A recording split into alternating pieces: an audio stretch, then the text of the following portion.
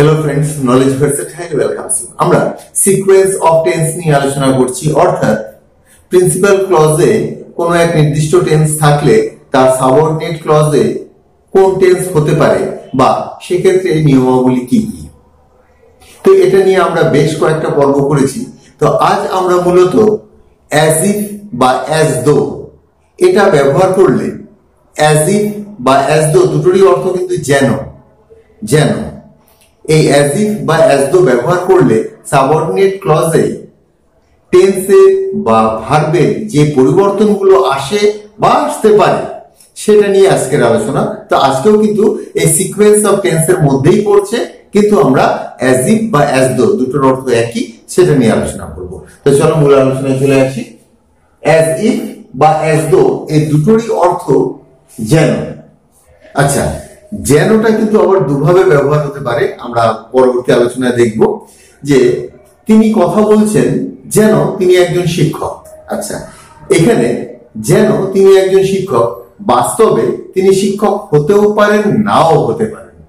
এটা কিন্তু একটা উপলব্ধির জায়গা। তিনি হাঁটছেন যেন তিনি অসুস্থ, বাস্তবে তিনি অসুস্থ হতেও পারেন, আবার নাও হতে পারেন। তো যেনর পর যদি তুমি যে বক্তব্যটা রাখছো সেটা অবাস্তব হয়, তোমার কল্পনা হয়, তবে একরকম ভার্বের ব্যবহার হবে, আর যদি সেটা বাস্তব হয় তবে একরকম ভার্বের ব্যবহার হবে। অর্থাৎ অ্যাজ ইফ বা অ্যাজ দোর পর তোমার উপলব্ধির উপর নির্ভর করবে যে তুমি কিরকম ভার্ব ব্যবহার করবে। এটা অবশ্যই মনে রাখবে। সিকোয়েন্স অফ টেন্স আজ আমাদের কিন্তু পর্ব 7। যদি দেখো যে অ্যাজ ইফ এর পর অবাস্তব কিছু রয়েছে, সেটা প্রথমে দিয়ে শুরু করছি। অবাস্তব হলে অ্যাজ ইফ এর পর তোমার যে ভার্বগুলো আসবে সেগুলো হচ্ছে যে কোনো সাবজেক্টে যদি বি ভার্ব আনতে হয়, তো সেক্ষেত্রে am, is, are, was, were এর মধ্যে শুধুমাত্র ওয়্যার এর ব্যবহার করতে পারবে। যদি হ্যাভ ভার্ব আনতে হয়, হ্যাভ, হ্যাজ, হ্যাড ইত্যাদির মধ্যে শুধুমাত্র হ্যাড ভার্বের ব্যবহার করতে পারে। যদি দেখো যে সেখানে ফিউচার টেন্সকে নির্দেশ করা হচ্ছে, সেখানে তুমি উইল ব্যবহার না করে তোমার উইলের ব্যবহার করতে হবে। যদি কোনো অ্যাকশন ভার্ব থাকে, তো সেক্ষেত্রে তোমার সেই অ্যাকশনের প্রেজেন্ট ফর্ম ব্যবহার না করে, বা অন্য কিছু ব্যবহার না করে তোমার ভার্বের সেকেন্ড ফর্ম ব্যবহার করতে হবে। আমরা এক্সাম্পল দিলে কিন্তু বুঝতে পারবো। আর যদি যে অ্যাজ ইফ এর পর যদি কোনো বাস্তব ঘটনা থাকে, তিনি আসছেন যেন তিনি একজন শিক্ষক, আসলে বাস্তবেই তিনি একজন শিক্ষক, তখন কিন্তু তোমার সাধারণ যে টেন্স অনুযায়ী বাক্যটা হওয়ার কথা সেটাই হবে। কিন্তু যদি সেটা অবাস্তব বা কল্পনা হয়, তখন এই ভার্বগুলো হয়ে যাবে। ওয়্যার হবে, হ্যাড হবে, উড হবে, ভার্বের সেকেন্ড ফর্ম হবে ইত্যাদি।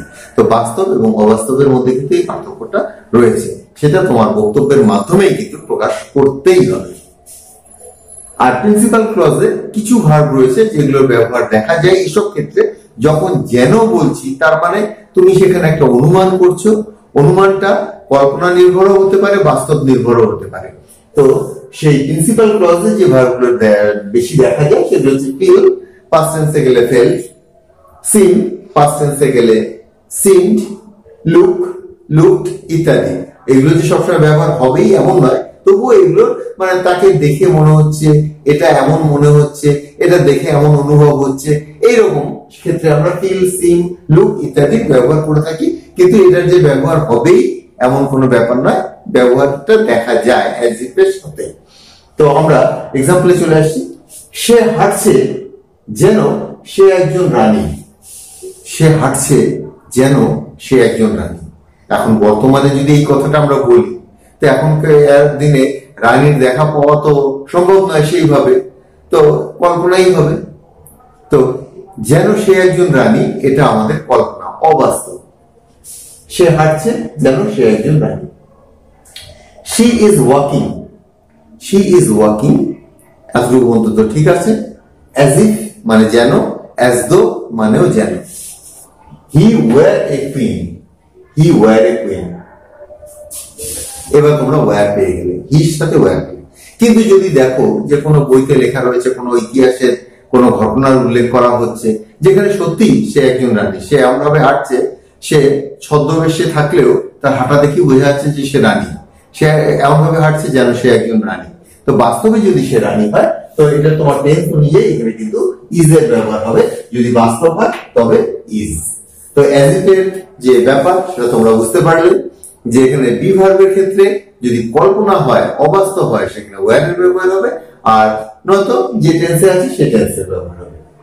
সে আচরণ করছে যেন সে সবচেয়ে ভালো খেলোয়াড়। সে আচরণ করছে যেন সে সবচেয়ে ভালো খেলোয়াড়। সে সত্যি ভালো খেলোয়াড় হতে পারে, আবার নাও হতে পারে। বক্তব্য শুনে বা যে বক্তা, তার বক্তব্যের ধরন দেখে তোমাকে বুঝতে হবে যে সে কি বলতে চাইছে। হি বিহেভস, সে আচরণ করে, as if বা as though he were the best player. he were the best player, আমরা এটা অবাস্তবটাকে ধরে নিয়েছি, he were the best player। যদি দেখো যে এটা বাস্তব যদি হয় তখন আমরা is এর ব্যবহার করব, as though he is the best player। এমন মনে হয় তিনি তোমাকে চেনেন। এমন মনে হয়, এখানে একটা আমরা যেন জুড়ে দিই, আমাদের বুঝতে সুবিধা হবে। এমন মনে হয় যেন তিনি তোমাকে চেনেন। তো তার হাবভাব দেখে, তার কথা শুনে তোমার এটা আসলেই মনে হতে পারে যে হ্যাঁ তিনি তোমাকে চেনেন। আবার এটা এমনও হতে পারে যে তিনি ভান করছেন, তার কথা বলার ধরন দেখে মানে মনে হচ্ছে যে তোমাকে চেনে, এমন কিছু সে বলতে চাইছে। সাধারণত আমরা অনেক বড় বড় মানুষদের ক্ষেত্রে বলে থাকি যে তিনি আমাদেরকে চেনেন, বা এমন আমরা আচরণ করে থাকি। বাস্তবে কিন্তু তাদের মধ্যে কোনো পরিচয় নেই। আবার উল্টোটাও হতে পারে, মানে বাস্তব অবাস্তব দুটোই হতে পারে। এমন মনে হয় যেন তিনি তোমাকে চেনেন। ইট সিমস, এমন মনে হয়। অ্যাজ ইফ বা অ্যাজ দো, মানে দুটোর মানেই হচ্ছে যেন। হি নিউ ইউ, এটা যে অবাস্তব। নিউ ইউ, এই যে ভার্বের সেকেন্ড ফর্ম, এটা দিলাম এখানে, যে তিনি তোমাকে চেনেন। আর যদি সত্যি চেনেন এমন কিছু যদি বলা হয়, তবে সে বলতে হবে আমাদের হি নোজ ইউ, KNOWS, কারণ এখানে he third person singular number রয়েছে। এমন মনে হয় যেন কি আছে, এমন মনে হয় যেন তিনি তোমাকে চেনেন। তো যদি চেনার রয়েছে, কোনো গ্রাউন্ড রয়েছে, সেক্ষেত্রে তোমার নোজ এর ব্যবহার হবে, কিন্তু অবাস্তব হলে নিউ হবে। তাকে দেখে মনে হয় যেন তিনি তোমাকে কিছু বলবেন। তাকে দেখে মনে হয় যেন তিনি তোমাকে কিছু বলবেন, বলার আগ্রহ প্রকাশ করছে। সেটা বাস্তব হতে পারে, অবাস্তব হতে পারে, বলতেও পারে, নাও বলতে পারে। আমার মনে হচ্ছে যে তিনি তোমাকে কিছু বলবেন। তাকে দেখে মনে হয়, হি লুকস অ্যাজ ইফ বা অ্যাজ দো, তিনি তোমাকে কিছু বলবেন। ফিউচারে রয়েছে, আমরা উড এর ব্যবহার করবো অবাস্তব হলে। He would tell you something, he would tell you something, এখানে এনিথিং আবার জুড়ে দিও না। He would tell you something. কিন্তু যদি বাস্তব হয় তবে কিন্তু আমরা উড এর ব্যবহার করবো না, তখন আমরা এখানে উইল ব্যবহার করে দেবো, যদি বাস্তব হয় টেন্স অনুযায়ী। 5 নম্বর এক্সাম্পলটা দেখো।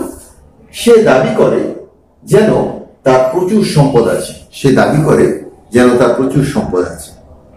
আমরা জানি সে মিথ্যে বলছে, সে মিথ্যে বলছে। তো সেক্ষেত্রে আমরা কি করব, হ্যাড এর ব্যবহার করবো থাকা অর্থে। আর যদি না তার সত্যি আছে, যদি আমরা বুঝি, তবে হ্যাজ এর ব্যবহার করবো। হি ডিমান্ডস, সে দাবি করে, অ্যাজ ইফ মানে যেন, এখানে অ্যাজ দো দিই। হি had much wealth, he had much wealth, had দিলাম, এখানে পাস্ট টেন্সের মতো মনে হচ্ছে, অর্থাৎ পাস্টেই রয়েছে। যদি ঘটনাটা বাস্তব নেই, হ্যাড যখনই দিলাম তখনই তোমাদের বুঝে যেতে হবে যে এটা অবাস্তব। He demands as if he had much wealth, he had much wealth, এটা অবাস্তব ক্ষেত্রে। যদি বাস্তব ঘটনাটা যদি বলতে চাই যে সত্যি যদি তার সম্পদ থাকে, তবে সেখানে কিন্তু আমরা হ্যাজ এর ব্যবহার করবো। He demands as if he has much wealth. এখানে আমি একবার অবাস্তব একবার বাস্তব, এই দুটো বিষয়কে তুলনামূলক ভাবে দেখিয়েছি, কিন্তু অ্যাজ ইফ এর সাথে অবাস্তবটাই বেশি যায়, এবং বিভিন্ন ক্ষেত্রে এটারই প্রয়োগ হয়ে থাকে। আর সেই জন্য তোমাদেরকে যেটা মনে রাখতে হবে, বি ভার্বের জন্য ওয়্যার, হ্যাভ ভার্বের জন্য হ্যাড, এবং ফিউচার টেন্সে থাকলে উড, এবং অন্যান্য ক্ষেত্রে অ্যাকশন ভার্বের জন্য তোমাকে ভার্বের সেকেন্ড ফর্ম বসাতে হবে। আজকের আলোচনা এখানে শেষ করছি। পরবর্তী আলোচনায় আবার যোগ দেবো। আমার পূর্ববর্তী ভিডিওর কিছু লিঙ্ক তোমরা নিচে ডেসক্রিপশনে পেয়ে যাবে, সেগুলোকে ক্লিক করে দেখে নিবে। Till then, bye, see you.